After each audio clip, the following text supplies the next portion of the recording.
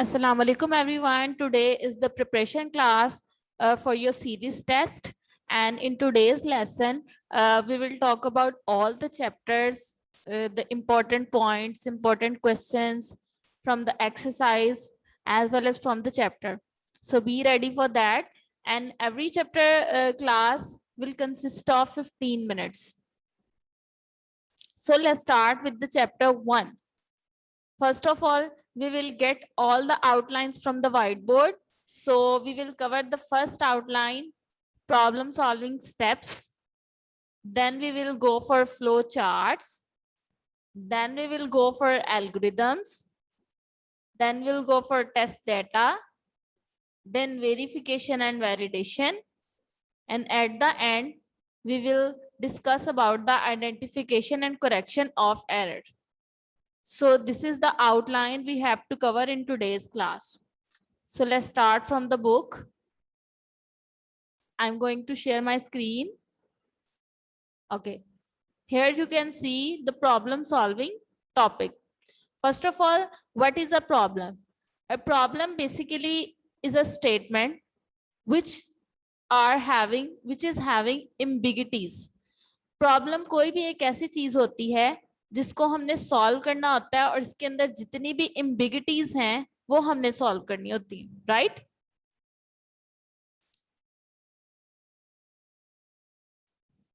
A problem is the one that does not contain ambiguities.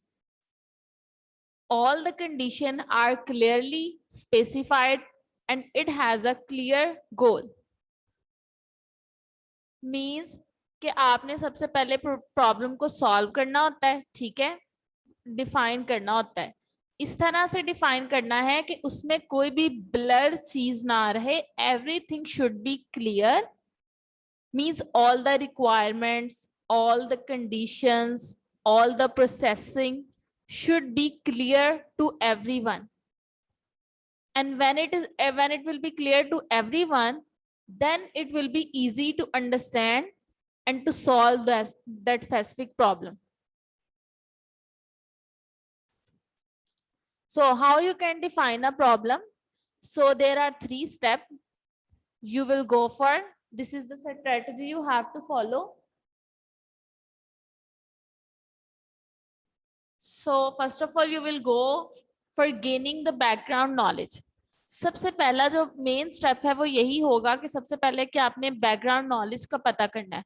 For example, एक patient है, वो अपना problem लेकर डॉक्टर के पास जाता है, ठीक है, तो डॉक्टर तब तक उसको कोई भी मेडिसिन या उसको ट्रीटमेंट नहीं देगा जब तक उसे उसके बैकग्राउंड के बारे में नहीं पता होगा. फॉर एग्जाम्पल कि उसकी ये जीन्स में तो नहीं है, या उसको ये परमानेंट तो नहीं है, या उसका ये बॉर्न प्रॉब्लम तो नहीं है, यानी जब से वो पैदा हुआ था तब से उसके साथ ये मसला है, ठीक है. So first of all we try to know the circumstances which are happening in the back end, right? So then we will go for the guesses.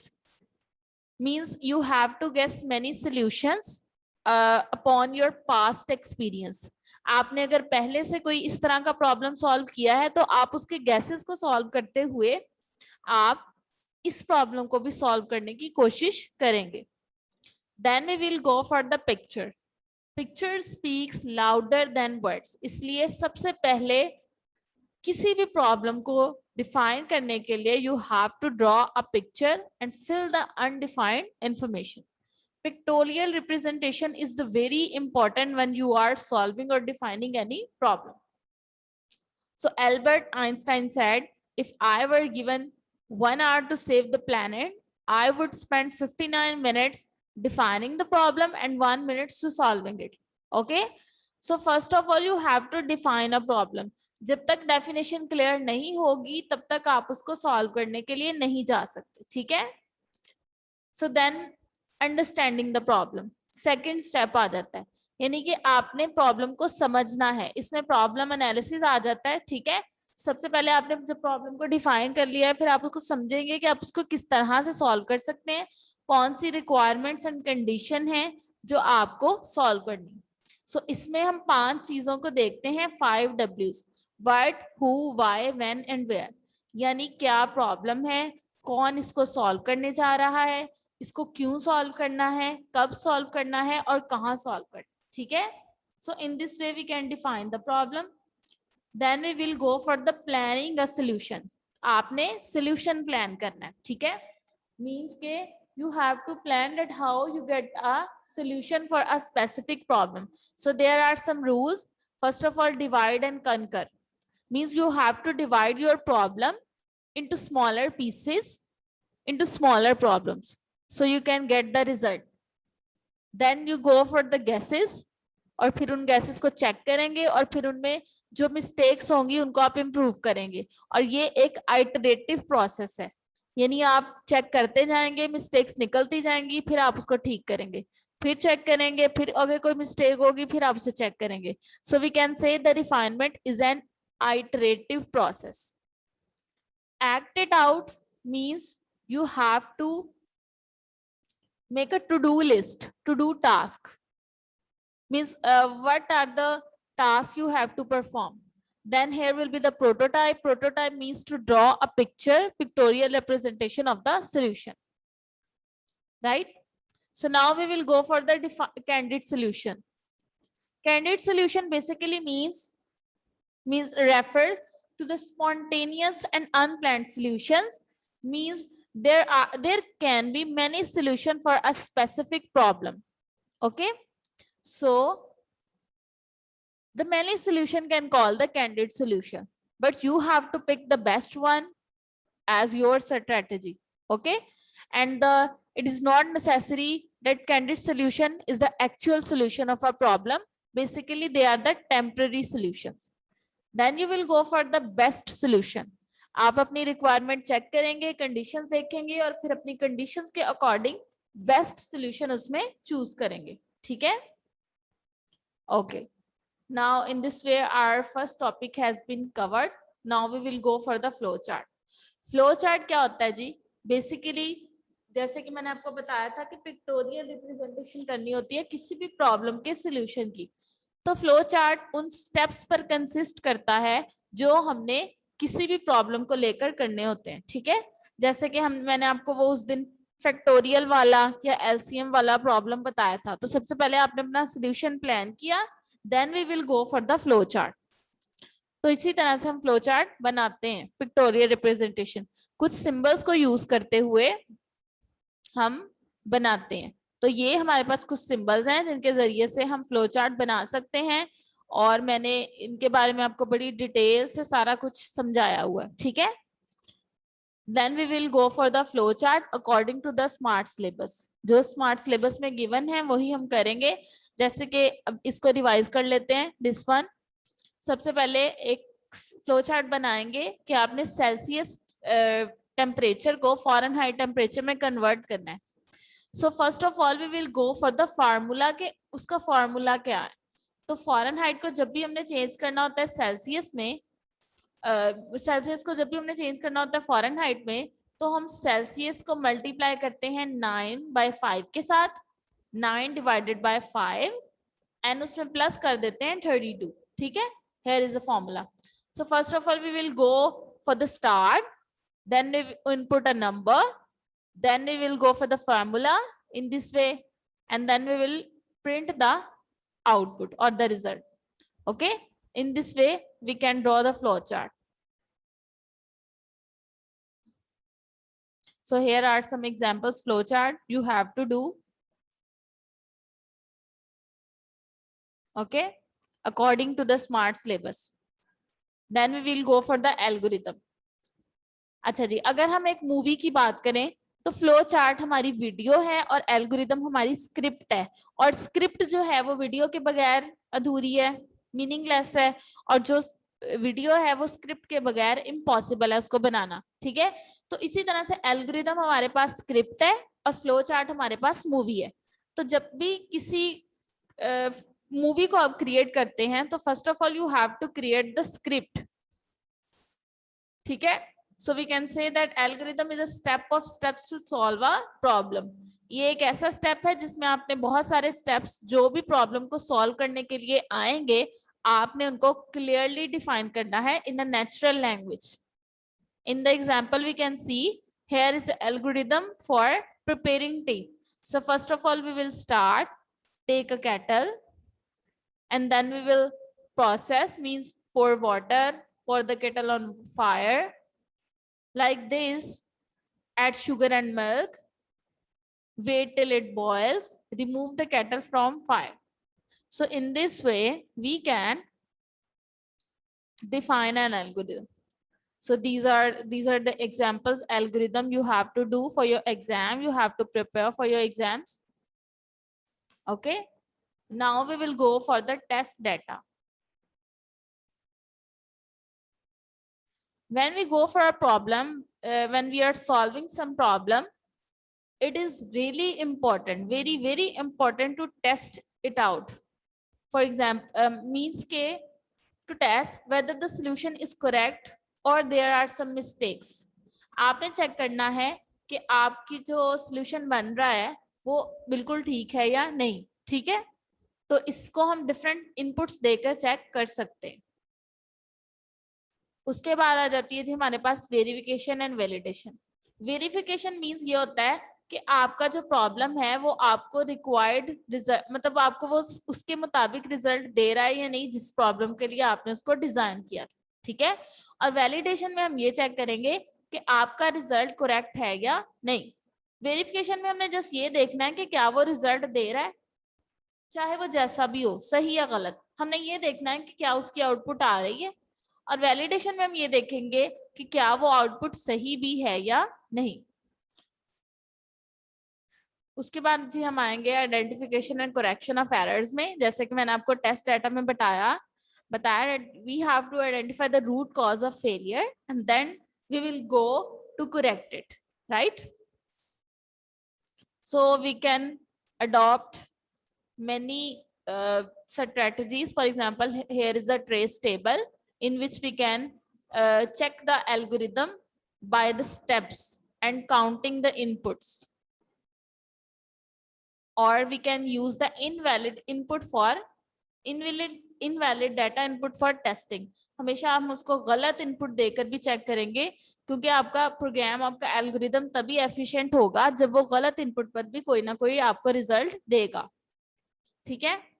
So in this way we have done with the chapter 1.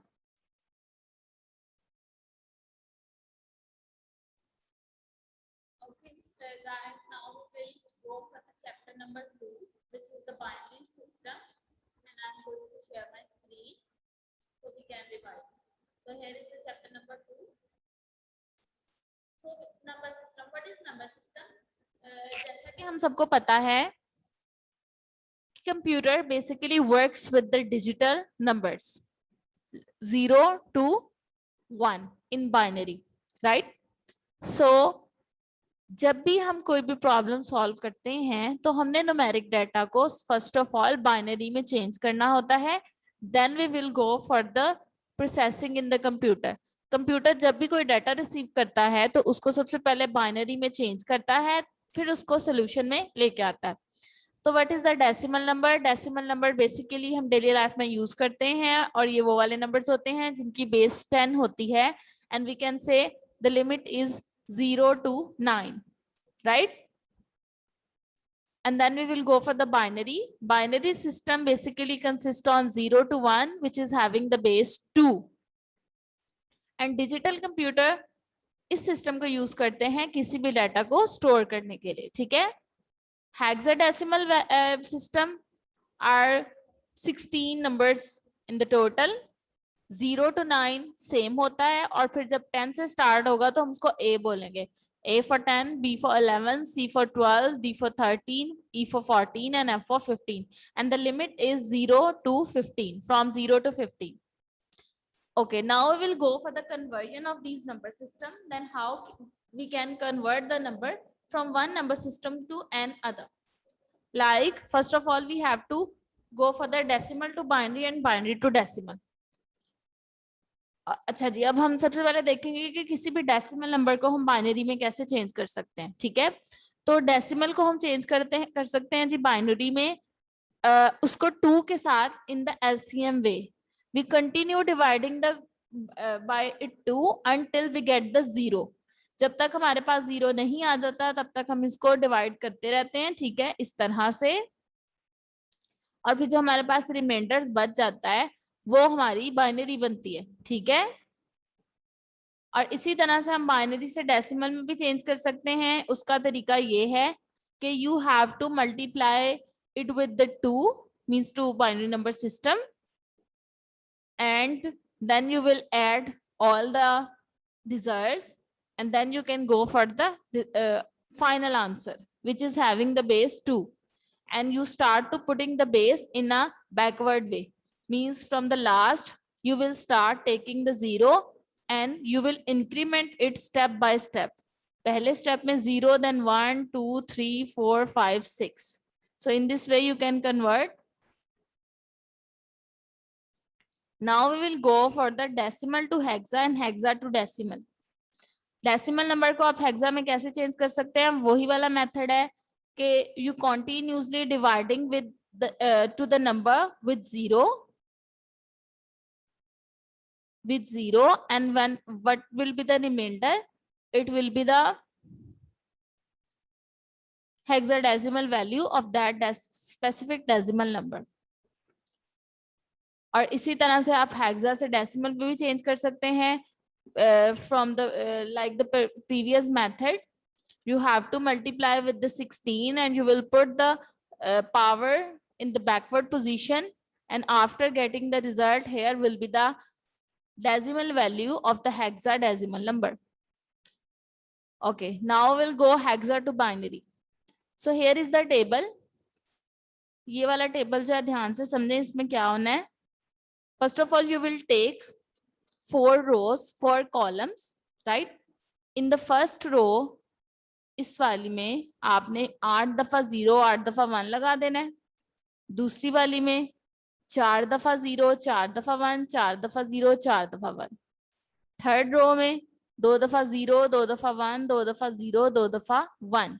And at the end you will go for 1 by 1, 0 1 0 1 0 1. ठीक है, इस तरह से आप इसको लगा सकते हैं. फिर आपके पास एक टेबल बन जाएगा और फिर आपको जिस भी नंबर का बाइनरी बनाना होगा आप इस तरह से बना लेंगे. जैसे फॉर एग्जांपल A23 है हमारे पास, ठीक है, तो सबसे पहले हम A की वैल्यू लिखेंगे, ये वाली, ठीक है. सबसे पहले हम A की वैल्यू लिखेंगे, ये वाली. उसके बाद हम 2 की वैल्यू लिखेंगे and then we will go for the 3. सो इस तरह से इन चारों वैल्यूज को 1 by 1 लिख के हमारे पास बाइनरी बन जाएगी. ठीक है,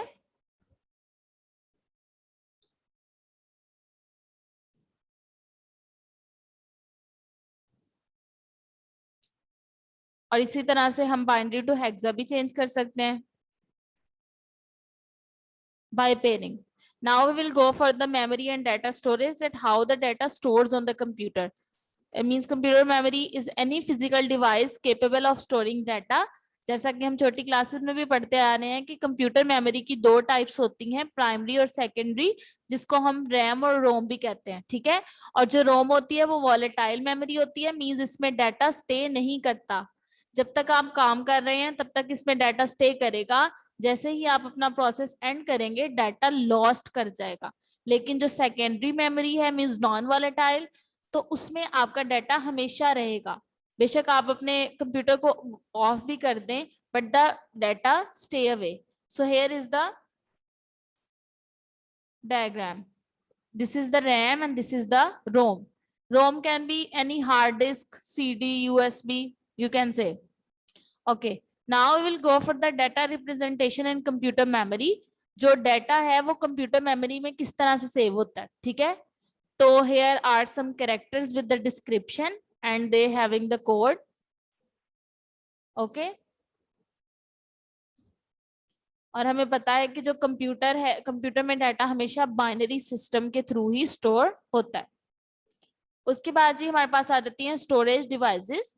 These are the devices used for extracting and storing data. Computer always use a hardware device to store data, and it holds the information permanently, both temporarily or permanently. Temporary इस तरह से that you can delete them if you want, but if you don't delete them, they save there permanently.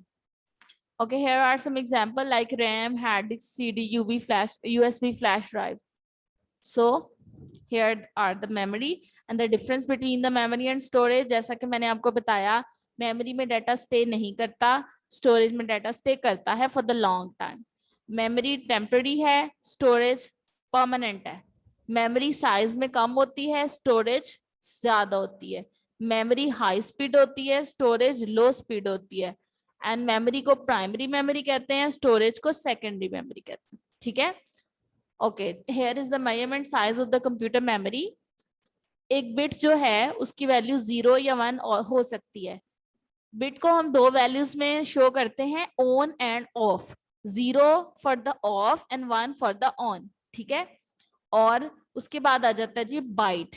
8 bits मिलकर एक bite को बनाते हैं. ठीक है. उसके बाद आ जाता है किलोबाइट. एक किलोबाइट में 1024 बाइट्स होते हैं. इसी तरह से एमबी में 1024 केबी होते हैं. जीबी में 1024 एमबी होते हैं.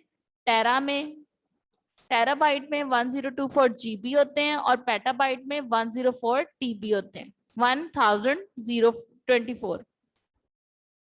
Okay. Now we will go for the Boolean algebra. It comes with the propositions, and proposition is a sentence. Its value can be true or false. Then we will go for the truth values. ये आपका कल वाला lecture है. ठीक है, आप वहां से भी देख सकते हैं. And it comes with the 3 operators, and, or, and not. And operator always give the result if both of propositions are true. An or operator gives the result true if one of them is true, and not operator is not a corrector but is used to negate our proposition. For example, if the answer is true, it will gives the false, and if the answer is false, it will give the true. So here comes a truth table. जैसा कि मैंने आपको बताया, and का truth table ऐसे बनता है कि अगर दोनों ट्रू हैं तो आंसर ट्रू होगा, otherwise it will be false. और ऑपरेटर में एक भी ट्रू होगा तो ट्रू हो जाएगा, और दोनों फॉल्स होंगे तो तभी फॉल्स होगा. एंड नॉट ऑपरेटर, जब ट्रू होगा तो ये फॉल्स रिजल्ट देगा, और जब फॉल्स होगा तो ये ट्रू रिजल्ट देगा. सही. This topic is skipped according to smart syllabus, and then we will go for the logical expression. कोई भी एक ऐसी एक्सप्रेशन जिसमें लॉजिकल और ऑपरेटर अप्लाई होंगे, उसको हम कह सकते हैं कि ये एक लॉजिकल एक्सप्रेशन है. In this way we have done with the chapter 2 as well. Okay, so you have to take a view of these topics for preparing your lesson.